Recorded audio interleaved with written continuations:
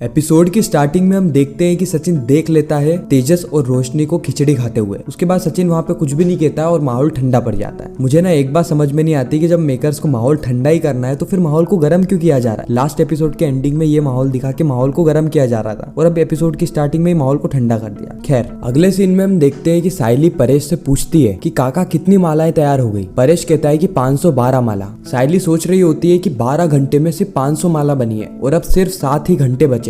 अगर स्पीड नहीं बढ़ाई तो यहाँ पर काम में दिक्कत आने वाली है, टाइम पे ऑर्डर पूरा नहीं हो पाएगा। रेणुका कहती है कि इतना बड़ा फूलों का ऑर्डर कंप्लीट नहीं होगा, मुझे तो पहले से ही डाउट था। सचिन कहता है कि ये बाबा की बाइक हो, तुझे ऐसा क्यों लगता है कि ऑर्डर पूरा नहीं होने वाला है। एक तो मदद भी नहीं करने का और बीच में टिप्पणी भी देने का। किसी को कोई भी टेंशन लेने की कोई बात नहीं है, ऑर्डर पूरा होने ही वाला है क्योंकि अब मैं भी काम पे लगेगा। सायली कहती है कि अगले 7 घंटे हमारे लिए सबसे अहम है, हमें हमारी स्पीड बढ़ानी होगी। उसी वक्त हम देखते हैं कि जूही आती है और आकाश से कहती है कि आकाश, खिचड़ी बहुत ही ज्यादा अच्छी थी, यहाँ पे सभी लोग तुम्हारे फैन बन गए, चलो इसी बात पे हैंडशेक करते हैं। रेणुका को यह देख के अच्छा नहीं लगता है। वो जूही को कहती है कि ए लड़की, तुझे माला बनाने में देर नहीं हो रही, चुपचाप जाके उधर बैठ जा। आकाश को ये सारी चीजें बिल्कुल भी अच्छी नहीं लगती है। उसी वक्त रेणुका रिया को बुलाती है और कमरे में ले जाती है। कमरे में ले जाके वो रिया को कहती है कि रिया बेटा, तुझे थोड़ा अजीब नहीं लगा? रिया कहती है किस मामले में? रेणुका कहती है कि बाहर वो जूही छोटी फूल वाली किस तरीके से आकाश के इर्द गिर्द घूम रही थी वो, और तुझे ये बात पता नहीं है कि तेरी और आकाश की शादी होने से पहले ये छोटी फूल वाली ना आकाश पे डोरे डाल रही थी। वो तो अच्छा है तूने उससे शादी कर ली, नहीं तो घर में 2-2 फूल वाली हो जाती।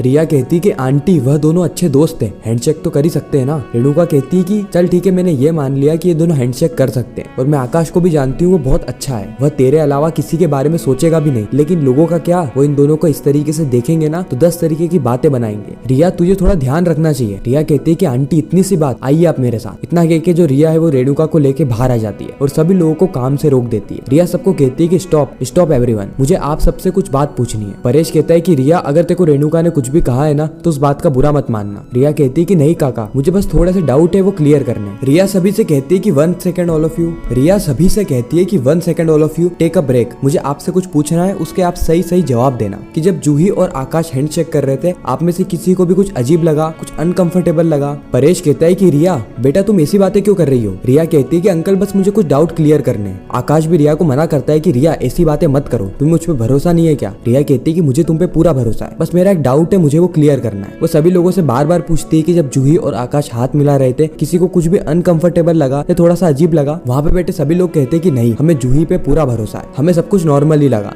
आकाश गुस्से में रिया से कहता है कि रिया, तुम ऐसे सभी से बात नहीं कर सकती, जूही भी हमारी गेस्ट है और ये सब भी। रिया कहती है कि वेट आकाश, ये जो डाउट है ना, ये मेरा नहीं था, तुम्हारी मॉम का था। तुम्हारी मॉम ने एक कंसर्न रेज किया है, मैंने तो सिर्फ उन्हें जवाब दिया है एंड आई ट्रस्ट यू 200%। आकाश जो है वो रेणुका को गुस्से की नजर से देख रहा होता है, साथ ही वो जूही को सॉरी भी कहता है ये सब बिहेवियर के लिए। जूही कहती है कि आकाश, नो प्रॉब्लम, काकू को तो मैं वैसे भी जानती हूँ, वो ऐसी ही है। रेणुका कहती है कि छोटी फूल वाली ऐसी ही है का मतलब क्या है? तू क्या मुझे अपनी ऐसे समझ रही है? परेश को इस वक्त रेणुका पे बहुत ज्यादा गुस्सा आ रहा होता है। वह रेणुका को कहता है कि रेणु, मेरे साथ कमरे में आ, और कमरे में आने का बोल के परेश किचन में ले आता है और किचन में लाने के बाद वह रेणुका को बहुत ज्यादा खड़ी कोटी सुनाता भी है। वह रेणुका को कहता है कि तेरी प्रॉब्लम क्या है, तू सायली और उसके परिवार के बारे में गलत बोलना और गलत सोचना दोनों ही बंद कर दे, और अगर तू ऐसा ना कर पाए ना तो अपना मुंह भी मत खोला कर। करवा ली ना सभी के सामने बेइज्जती, लेकिन अगली बार से मत करवाना। रेणुका सोचती है कि रिया ने तो मुझे ही बस के आगे फेंक दिया। अगले सीन में हम चिटी को देखते हैं जो कि दारू पी रहा होता है। उसी वक्त वहाँ पे दिलीप आ जाता है जो कि कहता है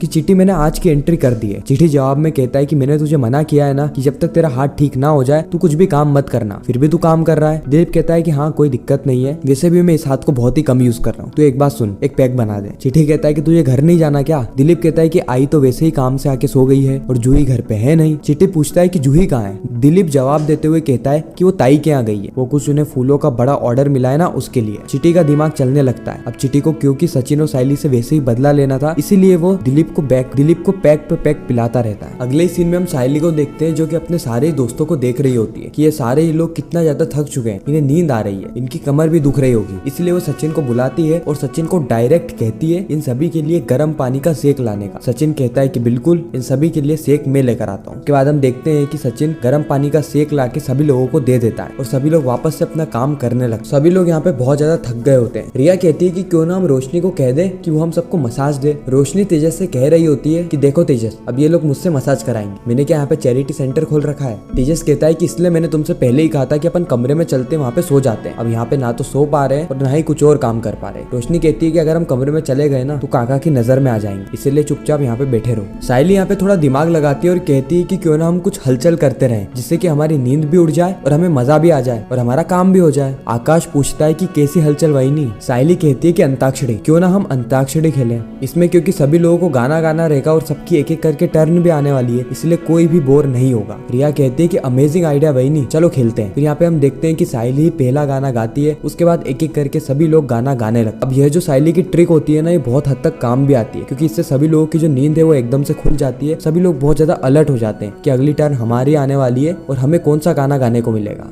कहीं हम कोई सा गाना रिपीट ना कर दें। ऐसे ही सोच में सभी लोगों की नींद खुल जाती है और सभी लोग अपना पूरा ध्यान अंताक्षरी और वरमाला बनाने में लगा देते, जिससे कि वरमाला बनाने की स्पीड भी तेज हो जाती है और सभी लोगों की उबासी भी हट जाती है। अगले सीन में हम चिटी, दिलीप और उसके कुछ दोस्तों को देखते हैं, जो कि सभी लोग दारू दबा के पी रहे होते हैं। चिटी पूरी कोशिश करता है कि दिलीप को ज्यादा से ज्यादा वह दारू पिला सके, जिससे कि नशे की हालत में होकर दिलीप वो सारी सच्चाई उगल दे जो कि चिटी दिलीप से उगलाना चाहता है। इस और हम देखते हैं कि गाना गाते गाते अब परेश की टर्न आती है और परेश भी बहुत ही अच्छे और सुंदर ढंग से गाना गाता है। जिसके बाद टर्न आती है रेणुका की। यहाँ पे जो रेणुका है वो बहुत ज्यादा नाटक करती है, कहती है कि मुझे गाना वाना गाना नहीं आता, लेकिन सभी लोगों के फोर्स करने के बाद और परेश के प्यार से कहने के बाद रेणुका गाना गाने के लिए मान जाती है। लेकिन उसका गाना सुन के सभी लोग अपने कान बंद कर लेते हैं, इतना बेसुरा गाती है वो। खैर अगले ही सीन में हम देखते हैं कि जो चिटी होता है वो अपने दोस्तों के साथ दिलीप से सारी सच्चाई उगला लेता है कि कैसे जो सचिन है उसका जीजा वो एक नेताजी से बहुत बड़ा वरमाला का ऑर्डर लाया होता है। यानी बात कुछ यूं है कि 500 जोड़े की एक साथ शादी होने वाली है और वह नेताजी को वरमाला चाहिए, इसीलिए सारा ही ऑर्डर ताई को मिल जाता है। और उसी ऑर्डर को कंप्लीट करने के लिए जूही भी रात भर ताई के यहाँ ही रुकी है, ताकि वह रात भर वरमाला बना के उनकी मदद कर सके। चिटी को यहाँ पे वह चीज मिल जाती है जो कि उसे बेसब्री से चाहिए थी, जो कि था मौका, एक ऐसा मौका जहाँ पर वो सचिन और साइली से बदला ले सके, क्योंकि साइली ने बीच चौराहे पर चिटी की बहुत ज्यादा बेइज्जती करी थी और चिटी को एक धमकी भी दी थी कि अगली बार से सचिन और दिलीप के इर्द गिर्द भी मत भटकना, नहीं तो मैं बीच चौराहे पे तुझे चप्पल से मारूंगी और इतना बड़ा होके चप्पल से मार खाएगा, ये अच्छा नहीं लगता है, इसीलिए समझ जाना। ये सारी जो बातें थी चिटी को अंदर ही अंदर खाती जा रही थी। उसे प्रतिशोध लेना था, उसे अपना बदला पूरा करना था और अब उसे मौका भी मिल गया। इसीलिए दिलीप के जाने के बाद वो अपने बाकी दोस्तों को बुलाता है और कहता है कि हमें किसी भी हालत में यह ऑर्डर पूरा नहीं होने देना है, क्योंकि मैं उस नेता को जानता हूँ, वो बहुत ही खड़ूस नेता है। अगर उसका ऑर्डर पूरा नहीं हुआ ना तो वो सचिन और साइली दोनों की ही वाट लगा देगा। वह नेता वैसे ही क्रिमिनल है, कई सारे क्राइम कर चुका है। अब हमको सिर्फ ये करना है कि हमें वो वरमाला से भरा हुआ टेम्पू किसी भी हालत में नेताजी के पास पहुंचने ही नहीं देना है, क्योंकि अगर वो नेताजी के पास नहीं पहुंचा तो फिर मजा आएगा। और इसी के साथ यह जो एपिसोड है यहीं पर ही खत्म हो जाता है, इस सस्पेंस के साथ कि आगे क्या होगा, क्या होने वाला है सचिन और साइली के साथ। क्या ये सही टाइम पे ऑर्डर पूरा कर पाएंगे, और अगर ऑर्डर पूरा भी कर लेंगे तो क्या ये ऑर्डर को डिलीवर कर पाएंगे, ये सारी चीज हमें पता चलेगी आने वाले एपिसोड में। बाकी आपको यह वीडियो कैसी लगी कमेंट सेक्शन में जरूर बताना। अगर वीडियो अच्छी लगी हो तो वीडियो को लाइक करके चैनल को सब्सक्राइब करके ज्यादा से ज्यादा लोगों को ये वीडियो शेयर करना, ताकि हमारी फिर से मुलाकात हो।